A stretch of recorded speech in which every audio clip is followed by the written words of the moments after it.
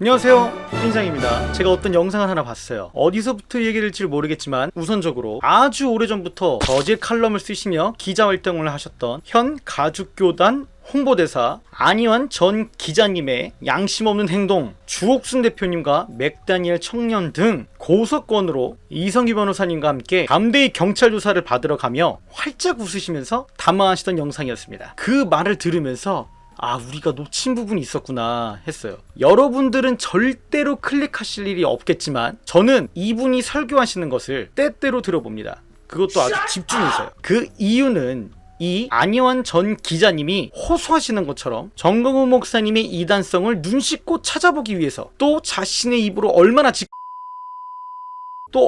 자신이 스스로 말씀하시는 것에 대해 동일하게 설교를 하시고 그렇게 사시는지가 궁금하고, 강단에서 설교하실 때 굉장히 거룩한 자리니까 조심해야 된다고 하셔가지고 더욱더 집중해서 들어봅니다. 이 안희환 전 기자님의 추종자들이 안희환 전 기자님을 변호하기 위해 주로 하는 말이 있어요. 안희환 전 기자님은 하나님 말씀만 전한다. 안희환 전 기자님은 말씀 중심으로만 말씀을 전한다. 그래서 귀 기울이고 더 자주 들어봐요. 그러면서 느꼈던 게 무엇이냐면요, 안희환 전 기자님이 강의하시는 예수비전 성결교회 성도분들이 어느 정도 이해가 가는 부분이 생겼습니다. 바리새인과 사두개인들의 말씀 수준이 얼마나 대단한지는 제가 굳이 말씀드리지 않아도 아실 수 있을 겁니다. 예언과 계시를 받아서 하늘에 떠있는 별을 쫓아 예수님을 찾으러 온 동방박사들에게 예수님께서 어디서 태어나시는지 정확한 좌표를 찍어주고 하늘에 떠있는 별을 끝까지 쫓아가 결국 탄생하신 아기 예수님께 황금과 유향과 모략을 드릴 수 있었습니다. 이 안희환 전 기자님의 설교를 여러분들은 대부분 듣지 않으시겠죠. 그분의 얼굴도 그분의 음성도 굉장히 불편하게 느껴지시고 불쾌하게 느껴지시는 분들이 되게 많으시죠. 그래서 그것을 제가 해드립니다. 이분이 설교하실 때 보면은 우리가 인정하고 넘어가야 되는 부분이 있습니다. 성경 말씀 하나는 진짜 기똥차게 잘 외워요.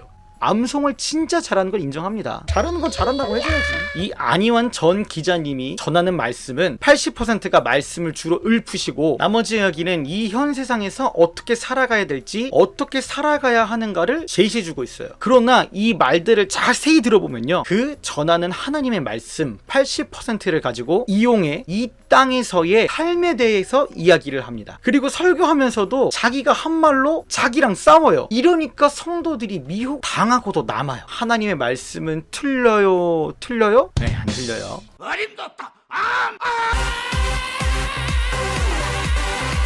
그러니 말씀과 말씀 그 사이에 자기가 하고 싶은 말을 교묘하게 집어넣고 또 비꼬아서 다른 말씀을 갖다 붙이면은 이게 분별력이 없는 사람들이 듣기에는 그럴싸해 보인달까요? 하나님의 말씀에서 어긋나는 것을 지속적으로 가르치는 걸 몰랐으면 모를까, 아는데 알면서도 잠잠한 것은 있을 수가 없는 거예요. 성경 자체가 용납을 하질 않아요.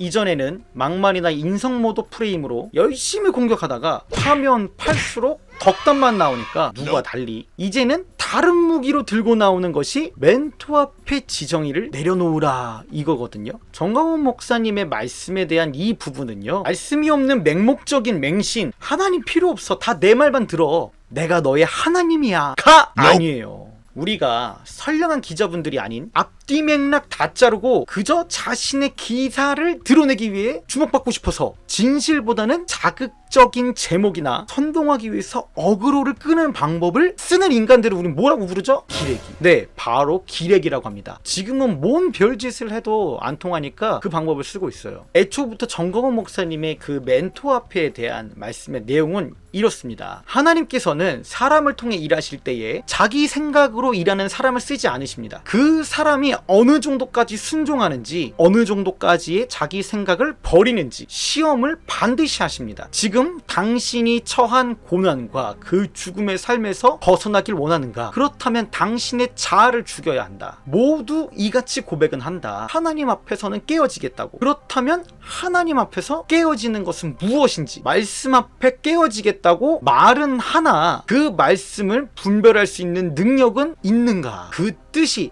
내가 하고 싶은 일인지 혹은 마귀가 준 일인지 구분할 수 있는가? 추상적으로 자신이 이해한 하나님이 아닌 말씀을 통해 하나님께서 보여주시는 것은 하나님께서 자기 앞에 세워주신 지도자, 멘토 앞에 어느 정도까지 깨어지는가, 내려놓는 달을 보여주신다. 그렇기에 지금 닥친 상황에 고난과 같은 이 죽음에서 벗어나길 원하시면은 남들한테 물어봐도 내가 옳고 성경을 대입해봐도 내가 옳을지라도 하나님께서 이끄시고 붙여주신 멘토가 아니야 라고 할 때 아멘 할 수 있는 그런 사람을 하나님은 쓰시며 그 뜻을 이뤄내신다 라는 것이 전체적인 그 말씀의 맥락입니다. 예시를 하나 들어드릴게요. 응애, 나 애기 띵장 우리 엄마가 명절에 우상숭배하고 왔네. 그런데 성경에는 우상숭배하는 사람을 죽이라고 되어 있는데 그럼 나는 우리 엄마를 부엌하려 했지.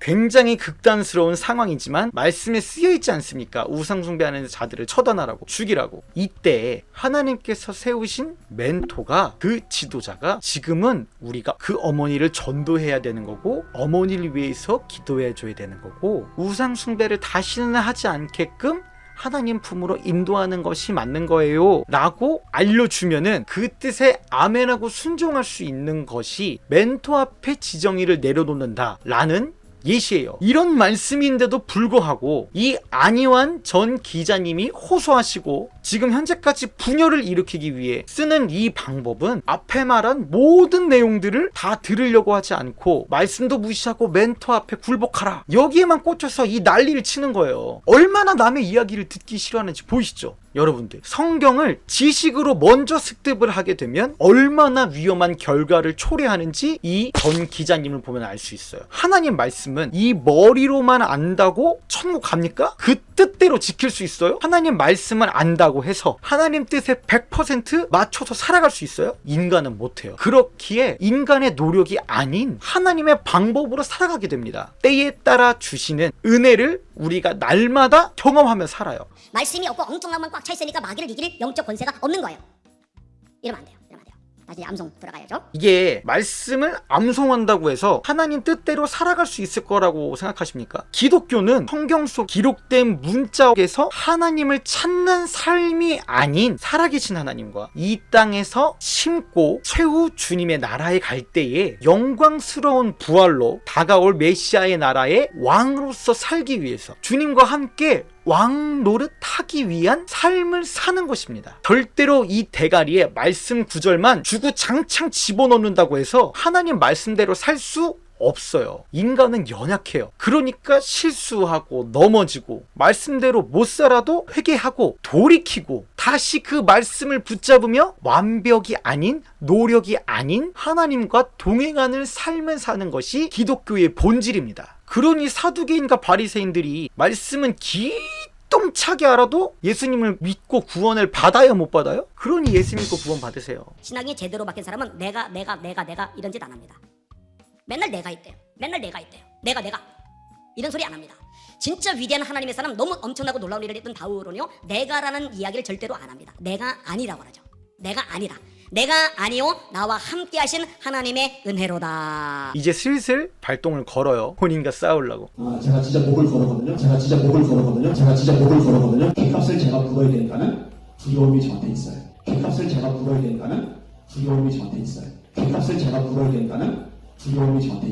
그리고 제가 분명한다면요. 저는 끝까지 할 겁니다. 두고 보세요. 제가 정광 목사님 무너뜨릴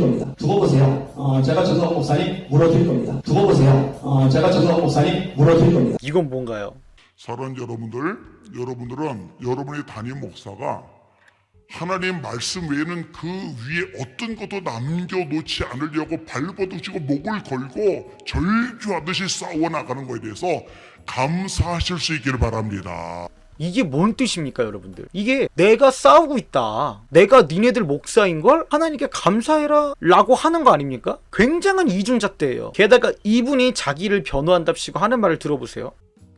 그럼 잘 들으세요. 성경대로 해야 돼요. 내가 하면 안 된다니까요. 나 아무것도 아니야. 아볼로가 아무것도 아니야. 오직 하나님 뿐이야. 그럼 지금이야 바울 사도 하면은 모든 기독교인들이 다 존경하고 인정하죠. 바울 사도 당시에 바울이 그런 대접을 받았는 줄 아십니까? 아니요, 바울 많이 시달려서 힘들었어요. 아니요, 바울 많이 시달려서 힘들었어요. 그래서 어떤 공격을 받느냐? 바울, 넌 사도가 아니야. 넌 사도가 아니야.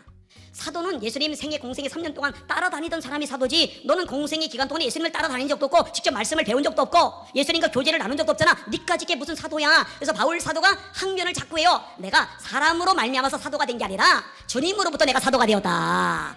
여러분, 그런 자기 변증을 왜 하겠어요? 보편적으로 그래 맞아, 위대한 사도, 하나님의 종 사도라고 다 인정해주면 그런 얘기 할 필요가 없어요. 그런데 분위기가 안 그런 거예요. 왜 안 그러겠어요? 충돌이 생기니까. 이런 충돌이 생기면 반대편에서는 이 충돌 생기는 상대방을 넘어뜨리기 위해서 온갖 이야기를 끄집어내거든요. 넌 사도가 아니야. 이게 2000년 전이나 1000년 전이나 지금이나 앞으로 미래나 동일합니다. 그러나 그러든 말든, 싸움이 일어나든 말든, 힘들든 말든, 어렵든 말든, 핍박이 있든 말든, 가슴앓이 하든 말든, 그럼에도 불구하고 이 모든 기준은 오직 말씀뿐이다, 복음뿐이다. 자기가 바울처럼 하고 있다라고 착각하고 변호하고 있죠. 손가락질의 시작은 누구로부터 시작되는지 전혀 모르고 있어요. 지금 자기들이 무엇을 위해 하는 짓인지 현수막을 딱 보면 알아요. 한국 교회를 살리기 위해, 자유 대한민국을 지키기 위해, 정광훈 목사님 죽이기 위해서잖아요. 그래야 본인들이 지은 죄들이 덮어질 것 같으니까 발악을 하는 거잖아요. 본인은 사람들에게 관심 받고 싶어서 자기 과시로 저질 칼럼이든 음란 블로그든 다 해놓고서 그 민낯이 공개되니까 어떻게든 숨겨보라고 애쓰시는데, 무슨 일이든 한 번도 자기 입에서 하지 않았다 라고 얘기한 거 들어보신 분 계십니까? 제가 봤던 거는 전부 다 회유예요. 내가 그런 짓을 했으면 지금 목사를 할 수 있겠느냐 라고요. 이런 말도 하더라고요. 어린이날 야유회 가서 보니까 성경 퀴즈를 우리 조집사님이 내는데, 와, 제가 되게 기뻤다는 거예요. 왜 기뻤는지 아세요? 우리 성도들 성경 수준이 상당해요. 권중근 형제가 제 아내한테 전화해서 통화하는 내용을 들었는데, 그 야유대에 가서 실시간 보낸 방송을 다 들었더라고요. 다 들었는데 어떤 얘기를 끄집어내느냐, 1대 사사가 언니의 일인 거 몰랐대요. 1대 사사 누구냐, 그 퀴즈가 나왔었잖아요. 근데 1대 사사를 딱 맞췄고, 그리고 1등상 족장 야곱의 12아들 이름 내는 거, 르벤, 레위, 시몬, 유다, 이사갈, 스불론, 갓, 아셀, 단, 납달리, 요셉, 베냐민. 이거를 누가 맞췄느냐? 제 아내가 맞췄어요. 아내가.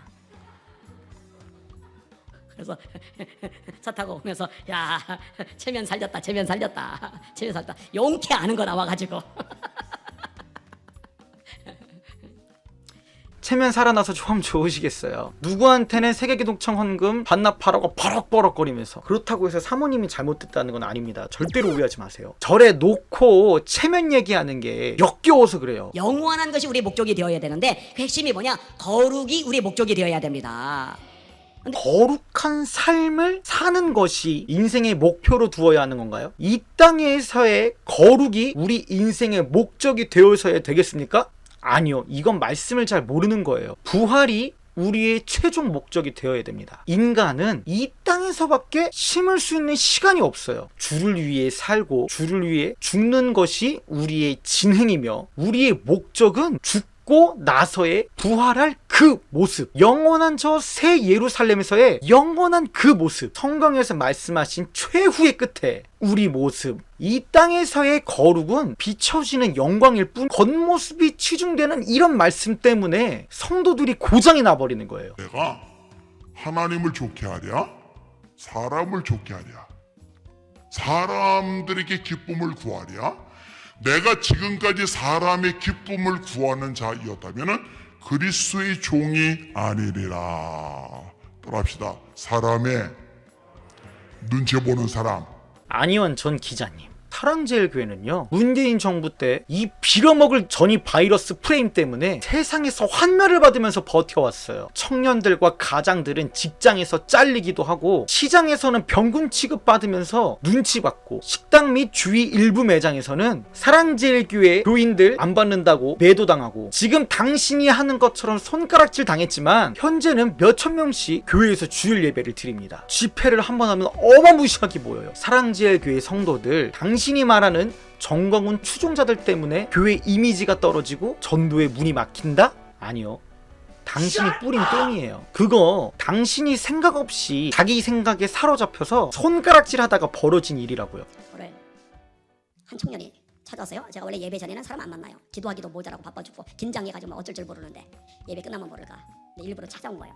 사랑제일교회 그 용역들이 건물 부수러 갈 때 그 반대편에 싸서 용역들하고 막 싸우던 젊은이. 자기도 막 싸웠대요. 그런데 잘못됐대요. 저를 통해서 잘못된 걸 분명히 알게 돼야 돼. 할렐루야. 그래서 선물 가지고 왔어. 선물. 편지까지 썼어요. 편지 이렇게. 편지. 그다음에 우리 교회 저 사랑결계 사람들 막 와서 쳐들어가지고 막 난리를 치잖아요. 그런데 제가 우리 교인들 보고 싸우지 마세요. 소리질 내지 마세요. 욕하지 마세요. 절대로 몸 부딪히지 마세요. 음료수 빼주고 김밥 사주고 그렇게 하세요. 그래서 아내가 짜장면 시켜준다고 얘기도 하기도 하고 진저일도 이렇게 갖다 주기도 하고 막 그렇게 해요. 그런데 싸우진 않지만 몸 부딪히진 않지만 더 많이 와가지고 막 이렇게 목소리 내주고 마이크 들고서 그 주옥순 권사님 왔을 때 반대편에서 마이크 들고서 막 연설도 하고 이분들이 누구냐? 다 전광훈 목사님 쪽에서 같이 일하던 사람들이에요.